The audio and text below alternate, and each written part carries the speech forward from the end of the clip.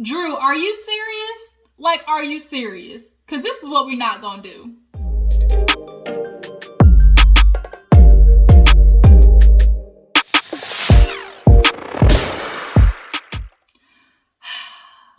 Y'all, what's up? Welcome back to my channel. If you can't tell by my energy, we're talking about Real Housewives of Atlanta. If you ask me, this has got to be one of the worst seasons, if not, it is the worst season, matter of fact, of Real Housewives of Atlanta. And it honestly might be the worst season of shows, housewife franchise, period. Because can't nobody tell me what the theme of this season is. We know what events happened, but we don't know what the damn theme of this season is. Like, Porsha fucked the stripper, got it. Drew is now talking about Toya having sex with the prophet. And that's literally all we've had this season. What we need to do is get completely new women. And do not bring Phaedra back. Do not bring Nene back.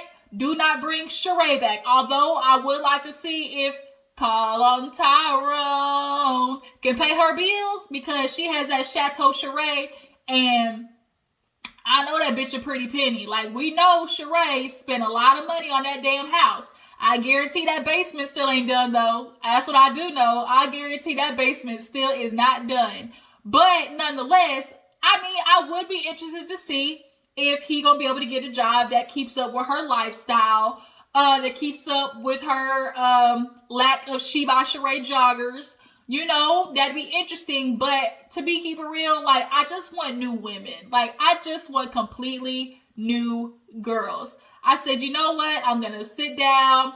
I'm going to watch Real Housewives of Atlanta. Yesterday was wash day, so I washed my hair, plaited the shit up, so I got some little twist in. I'm doing a twist out later this week. But I said, I'm going to sit down, do my hair, watch Atlanta Housewives, and literally all I could think of was, boo, boo, boo. Like, it's just trash, y'all. Trash. But we got to talk about it anyways. I mean, let's just go ahead and get into it. If you're new to my channel, how you doing? Welcome, welcome, welcome. Make sure you hit that subscribe button, though, and make sure you hit that thumbs up button. Make sure y'all liking this video so my channel continues to grow, and it's getting bigger and bigger, and it's super appreciated, you guys. But Real Housewives of Atlanta, let's go ahead and get into it. So we start back up at Blaze, which is Kandi's new restaurant. I tell you, that bitch loves a restaurant. She gon' make some money, okay? So all the ladies are there. They go inside. They sit at the table, and it immediately gets awkward because Shami is handing out face masks, and the bedazzled one goes to Marlo.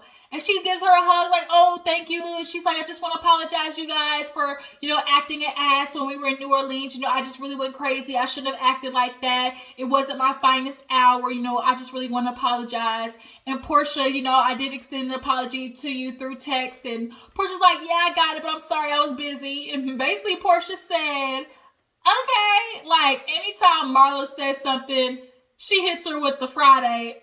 Okay, like, that's it.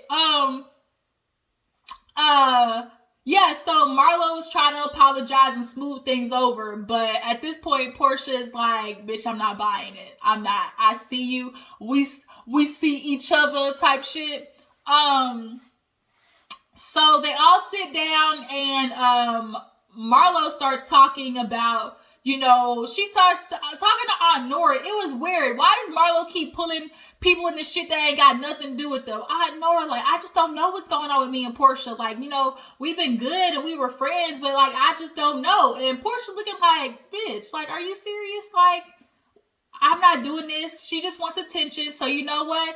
Aunt Nora, we good. She said, look, I can be cordial with anybody. We just gonna sit here and eat, and I'm gonna be cordial because you know what? I'm blessed. I'm blessed. Kiki, I'm blessed. She's giving everybody a high five. I'm blessed.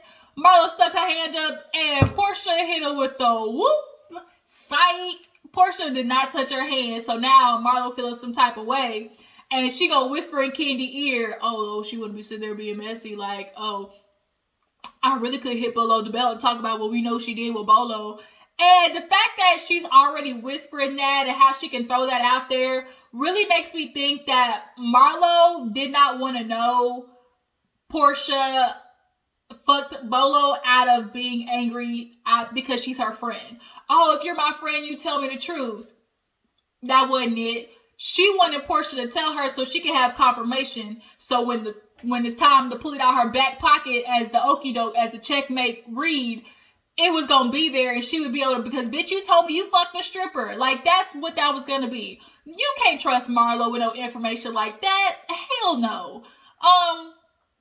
And the fact that she whispered it like that, Marlo has definitely been waiting. And Porsha definitely was right when she said Marlo was on some fuck shit when she became friends with Kenya. Marlo that fast switched on her. She literally gave me whiplash. So they eating and everything, and Shamia, Porsha's like, well, I can see her be cordial. Like, let me ask about your back, Marlo. Is everything okay? And she's like, yeah, we good. She said, you had that back brace, right? And Shamia was like, yeah, is your back okay after the liposuction? And everybody was like, what? And Marlo was kind of like, my nephew jumped on my back. She was like, well, you had liposuction, right? Before that. She was like, yeah, no. She's like, yeah, no, my nephew, oh no, because she was like, was that before or after the liposuction? She was like, before. So she's like, she's like, I've had two liposuction. She's like, oh, the one before the trip? Because, I had a friend who's at the office and said that you got lipo done before the trip. And she's like, and you said your back was hurting. And they do the playback and Marlo's talking about how her back is hurting.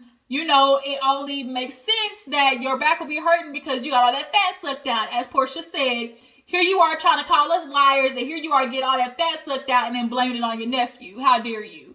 Marlo definitely got caught up, y'all. She got caught up slipping. She was mumbling. She was like stumbling on her words. No, I got lipo in, my nephew did it like before that liposuction. Like, she definitely got caught up. And that's why Porsha's like, bitch, you hypocrite. You want to talk about being faithful, about being real and truthful and loyal and all types of that shit, but here you go lying. The hypocrisy. So they're all eating. The food looks so good. Of all the food that we've seen taste testing and wise for Kandi, this will look the best. The macaroni and cheese, the lobster, the crab, like everything looks so good. And then they came out with that damn fried apple pie. Fuck the red velvet cheesecake, because I'm not a red velvet person like that. But that fried apple pie and ice cream, oh my God. Yes. Okay. Yes. But that mood got all ruined because Kenya pulled Kandi to the side and she said, girl, Mark is here. And Kandi was like, oh my God, like, yeah. So she's like, is that a good thing or a bad thing? And she's like, well, he came early. Like, he doesn't usually come early. Brooklyn's party's tomorrow. And I don't know why he popped up because, if I go to New York, I stay in a hotel. And she's like, I don't know what he wants. And so she's like, well, are you going to figure that out? And she's like, why won't you just get a divorce, Kenya? And Cynthia comes over and she tells her about Mark. And that is a good question, Kenya. Why don't you just get a fucking divorce already? Like, here is a man, like you said, why can I not sign the papers for a man that I feel is not putting in the same energy as me? Not only do you not feel he's putting the same energy, it's proven that he's not putting the same energy in. He literally asked you for alimony to spite you. Even though he said, I can build what I have 3 times over, I don't need Kenya money. He don't take care of your child. He doesn't see your child on a consistent basis. From the looks of it, he definitely ain't giving no child support. That's why I said support, okay? No child support. What the fuck are you with him for, Kenya? You can do battle by yourself. So Kandi's like, well, shit, girl, like, definitely go figure that out. Like, this food will still be here, but go figure out your situation with Mark. And Mark knows what he's doing. You pull up a day early, like, we know what he want. He want the draw so he can stay the night. He gon' fuck her when he get there. Then they gonna have a nice little family day. They gonna come home for the birthday party. He gonna fuck her again before it's time for him to leave. And get her all in her feelings, period. Kenya, you really should stop doing yourself like this. Like, you look so stupid. Because we all saw how Mark is an ain't shit nigga and how he really treated you like garbage. And you sat there crying over this man. And here you are trying to play house with him. Trying to play Mary Had a Little Lamb with this man. No. I could never. So, moving on, let's not forget Ralph was over there getting filled up by Auntie Nora. Okay, she said Ralph looked like my bolo tonight. rubbing all on his arms and shit, and Drew over there looking in her little Tony the Tiger scratched up tights.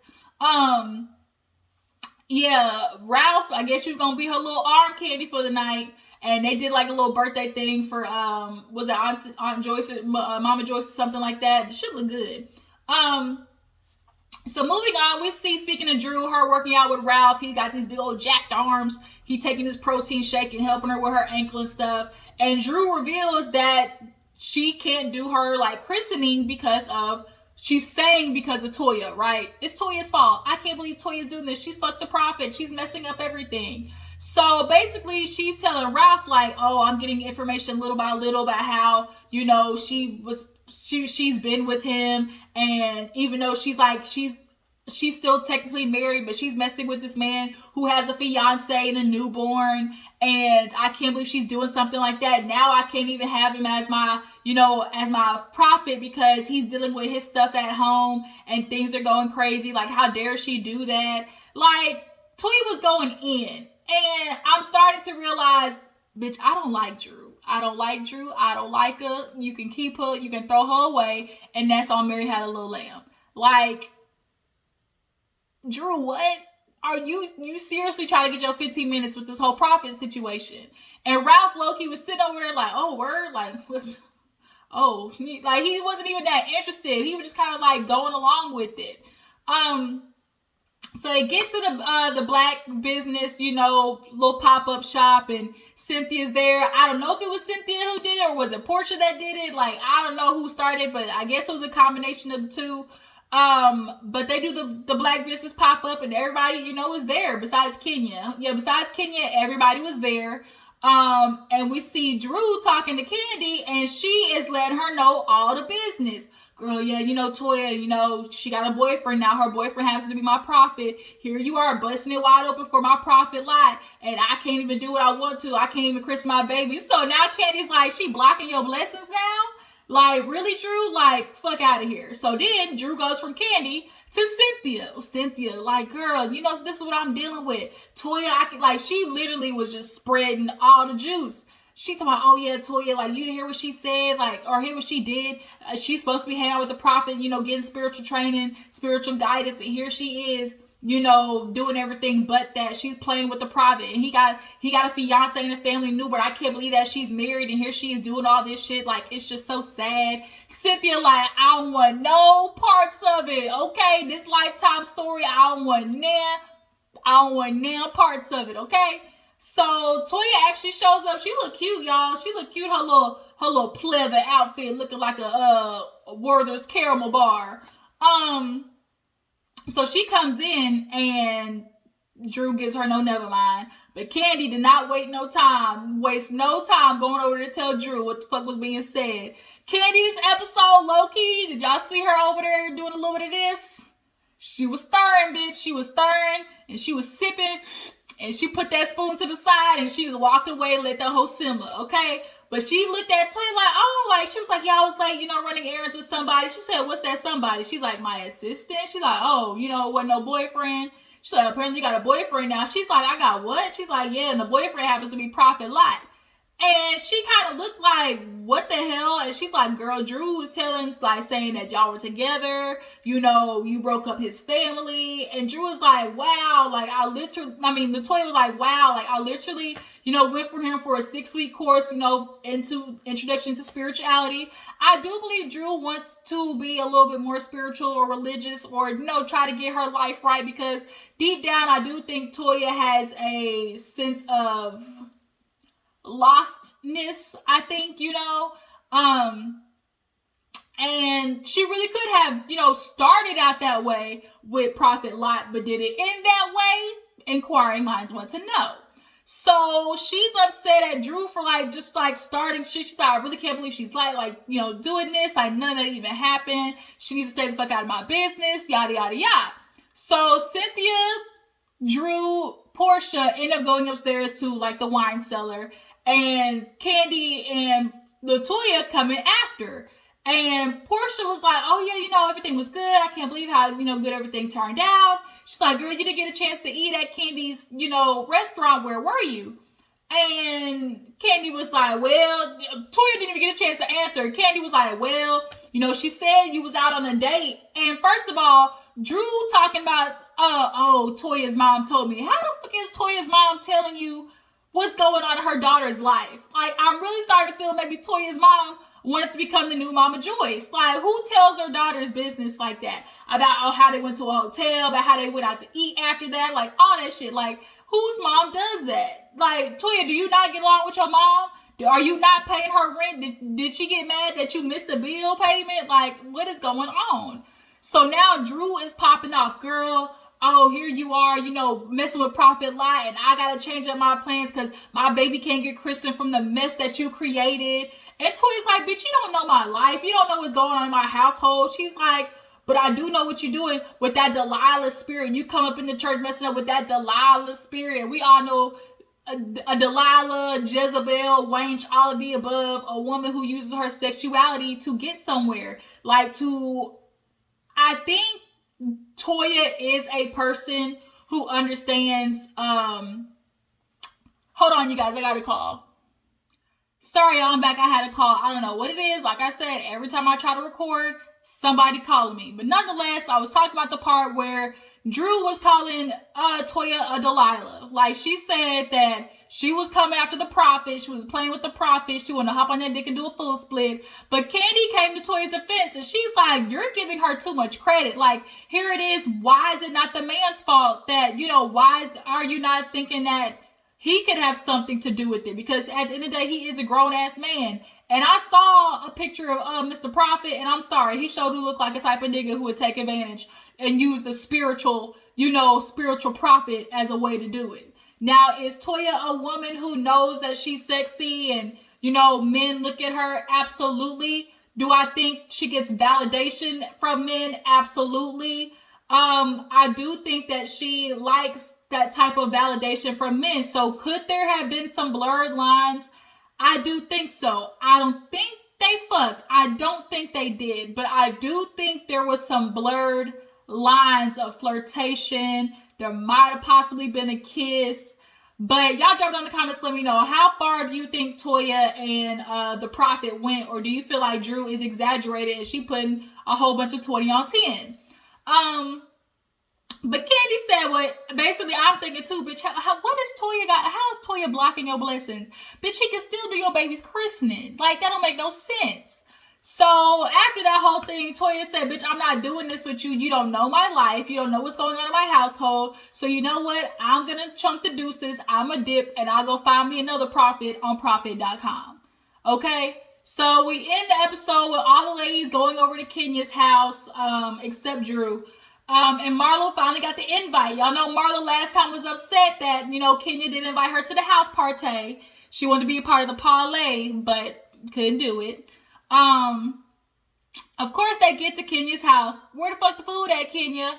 Where is the food? Every time it's your job to host, you got no munchies. You got no food that I can snack on. No chips and dip. No chips and guacamole. Not even no buffalo chicken dip. Like, nothing. And so Marlo, she said, I got pizza and wings, y'all. Marlo should not be having to goddamn order food for your house, Kenya. We already went through this, bitch. If you gonna have some people over, you know these hoes like to eat. You know these hoes like to eat. Cynthia and Kandi like to eat. Shit. But, they end up sitting down with Kenya, and Cynthia get right to it. She said, girl, you was texting me about Mark, so who blew out the candles? What did you blow? If it wasn't the candles, what did you blow, bitch? And she just kind of kikied. And it's like, bitch, you let that nigga hit. You really let that nigga hit after everything that he did to you? After coming after your alimony and all that type of shit, saying, oh, I don't need her money. I can build it 3 times over. And he still do alimony. He barely come see your child. He barely want to, I'm sure he not, you know, paying money like that as far as child support goes. Like, Kenya, you let that nigga bust up in you again. Even as confident as Kenya is, she is an older woman who got married, and that idea of, oh, I signed this paper is making her stuck. But that still doesn't mean, like, Mark should be allowed to do things to you as if you are his wife still. Like, Kenya, what are you doing, bitch? Like, what are you seriously doing? You have a daughter. Would you want your daughter to be doing the shit that you're doing? So she said, oh yeah, he text messaged me saying, oh, I'll come down to Atlanta more so we can do the counseling. And it's like, Mark, don't nobody believe that bullshit. He be manipulating Kenya so bad. For it's that like chase game, like, oh, I'm just gonna give her just a little bit so she comes chasing after me to get more and more. Mark knows that Kenya vies for his love and his affection, so he's gonna give her just a little bit to where, you know, she's crawling back wanting more. It's sad. It's a game for Mark, and Kenya, you are literally falling for it. So then they get on LaToya about how, you know, she's supposedly fucking the prophet. So I did find it quite ironic how she's like, let's call the prophet. I feel like that was already a plan that she had going in, was to call the prophet. They could have came up with, you know, a master plan, talking about, you know, what did and didn't obviously go on with those two. But basically the prophet said, look, you know, wasn't nothing going on with me and Toya. She said that she needed some spiritual advising. You know, she wanted to get back, you know, through the Lord. She wanted to make sure after she dies, she gonna make it to the pearly gates of heaven. But her friend got jealous, or some dude got jealous. Why is he getting jealous? So the ladies are asking shit. Kandi was like, so there was no intimate nothing between you two? He was like, no. And she's like, you supposed to got a fiance? He's like, I'm not even engaged. Did he say he had a baby or not? I don't know if he said he had a baby or not.